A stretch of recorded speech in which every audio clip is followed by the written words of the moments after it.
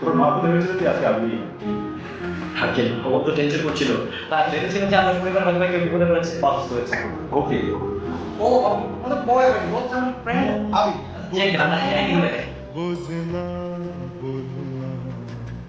মন বুঝনা বুঝনা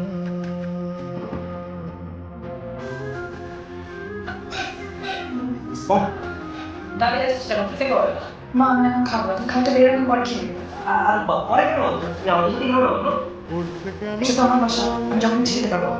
আপনি তো গেস্ট, আপনি পেট ভরে খেয়ে নেবেন।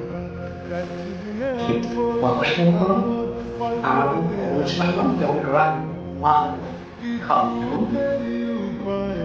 মিলে না ও মন হাই মিলাদ বুঝনা বুঝনা কি আশ্চর্য, আপনি আমার কি করতেছেন?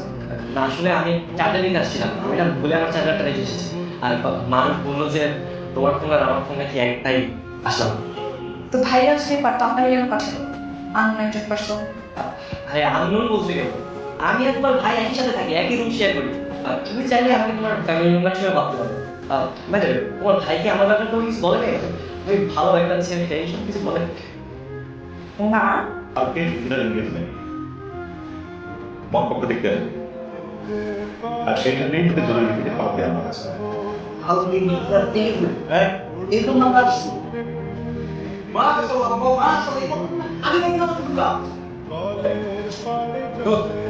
চল আমি তো বলে যে বিয়ে করতে হবে বলছো আমি দেখি কত স্বপ্ন দেখছি আমি নিজে আপনারা বাবা বলবো মানে এত কাছাকাছি আমার হাত পড়তে পারে আমি যদি জানলাম কখন আসতাম ওরা কাছে বলতে দিবি বুঝলাম এই আমার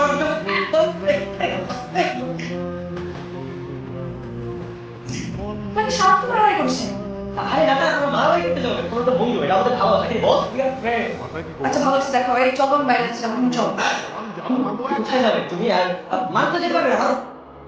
তো পাইতে গেলাম পায়ে গেছে জানে বল কি হয়েছে ভাইয়া? আচ্ছা মানে তোকে এর মধ্যে ওষুধ খেয়ে পায়ে ব্যথা গেছে একটু আগে তো আপনাকে বললাম, ঠিক দেখলাম না। না না তখনই লেগে গেছে আরো আমি যাবো কুকুর আছে তাহলে আমি তোমাকে নিয়ে যাই তুই নিয়ে যাবি আরে আমি তো নিয়ে যাবো কোনো সমস্যা নেই আমি নিয়ে যাচ্ছি চল